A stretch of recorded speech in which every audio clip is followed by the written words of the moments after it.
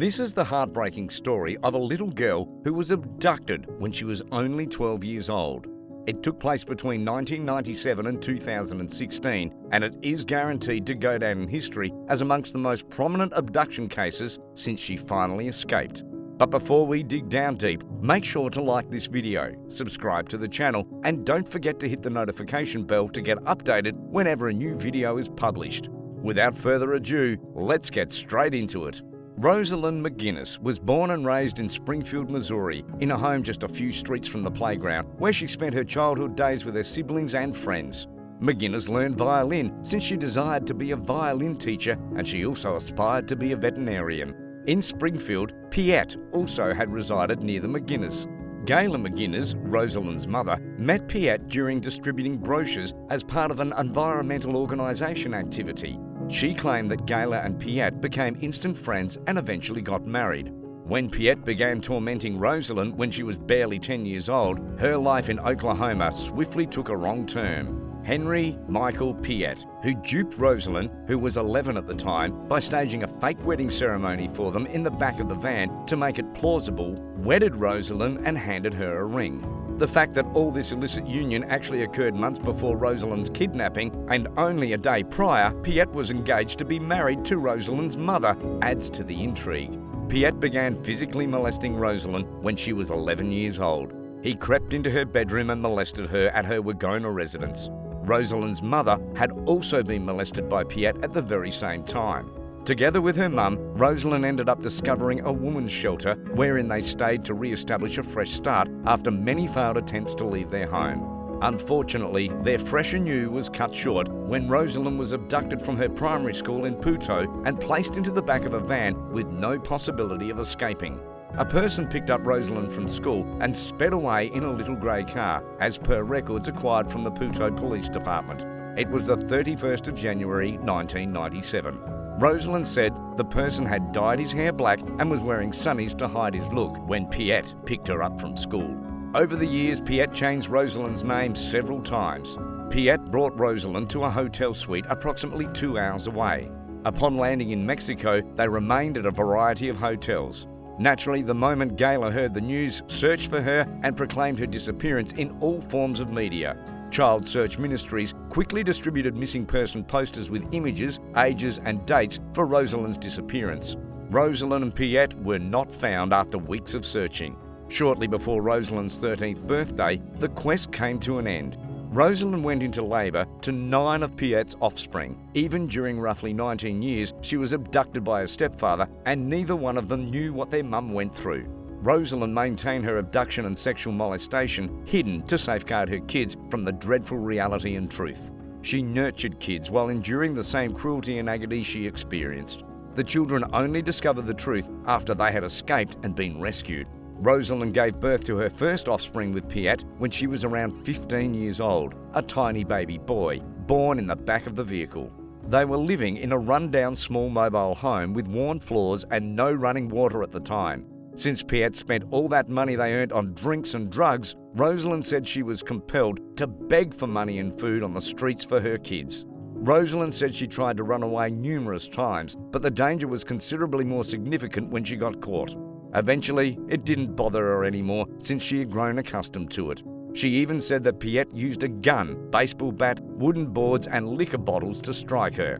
He shot her multiple times and she sustained multiple fractures as a result. While in misery since she had been suffering for nearly 2 decades, a fresh spark was awakened. Rosalind and her kids met a husband and wife while staying at Oaxaca, Mexico in January 2016.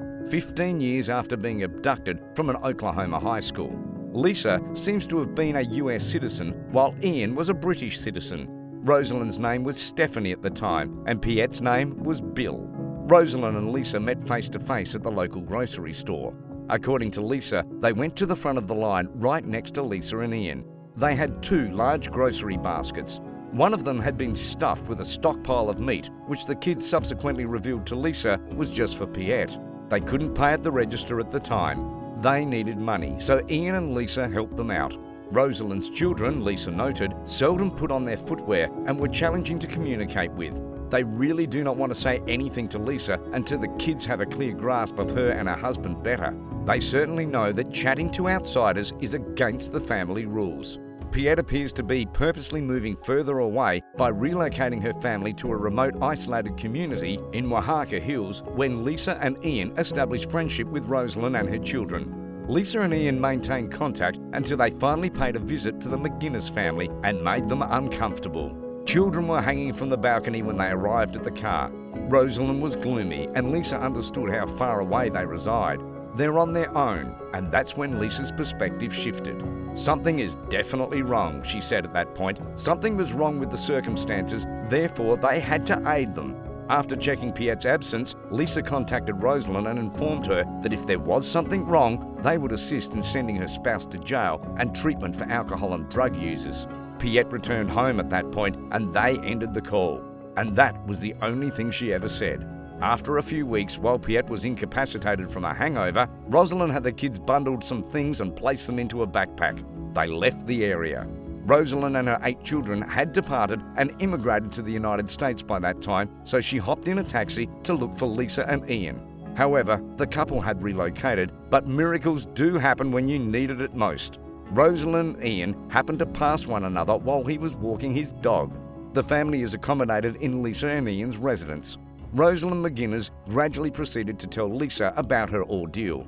She claims that she is assaulted, abused daily.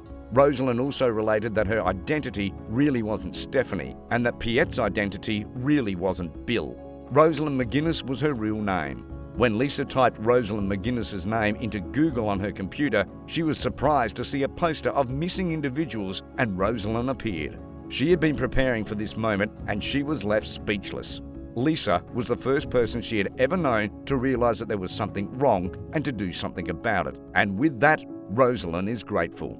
Rosalind phoned the US Embassy in Oaxaca, who consented to assist her, fearful that Piet would come hunting for her as well as the children.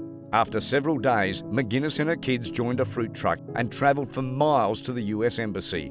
But sadly, things did not go as planned. The US consulate in Oaxaca was unable to assist the family when they arrived. Rosalind redialed Lisa's number hastily and mindlessly, and she was worried for Rosalind. Lisa dialed the National Centre for Missing and Exploited Children. Rosalind McGuinness's identity was still reported as missing when the group investigated for her. NCMEC advised them to take a bus north to Nogales, Arizona, along the US-Mexican border. Rosalind and her children had travelled a great distance. Then, next, to fly across Tucson and Dallas on their way to Kansas City, where they will be reconnected with a long-lost relative. While McGuinness was ecstatic with her unexpected freedom, the change for McGuinness and the kids in 2016 was not easy. The family was poor and yet adjusting to American customs. Even the tiniest details, such as trying to adapt to American cuisine. This was also a challenge. However, McGuinness was troubled by another truth. The reality was that Piet was still on the loose. When Piet attempted to cross the border to the US after McGuinness's story was published in People magazine, September 2017, he was detained. He was transferred to Oklahoma, in which he was charged with kidnapping and travelling to conduct physical intercourse with a minor in a federal district court. Piet was fined $50,000 and required to pay $50,067 to compensate his victim as part of his sentence. Thankfully, Rosalind received assistance and encouragement from a young lady who had experienced the same ordeal. McGuinness and her children eventually settled into their own homes. Rosalind and her kids have started to rehabilitate as a result of the assistance she received. One of their family assisted in the creation of a GoFundMe campaign to help them gather funds. Rosalind, aged 35, plans to pursue criminal law to fix other missing children incidents and prevent other youngsters from suffering the same fate she did. Most of these situations include kids who have grown up and destroyed faith, feel abandoned and continue to suffer. Because Rosalind dreamed about someone finding her, she understood their desperation to be saved. As a result of this predator's torture, her children and her struggle daily. Now they are looking forward to enjoying the newfound freedom and advancing forward in life, achieving happiness and fulfillment for a lifetime. And that is all for today's video. What do you think about Rosalind's story? Let us know your thoughts in the comments section down below. Before leaving, make sure to leave a like on this video, subscribe to the channel, and don't forget to hit the notification bell to get updated on our future content. With that being said, see you in the next one.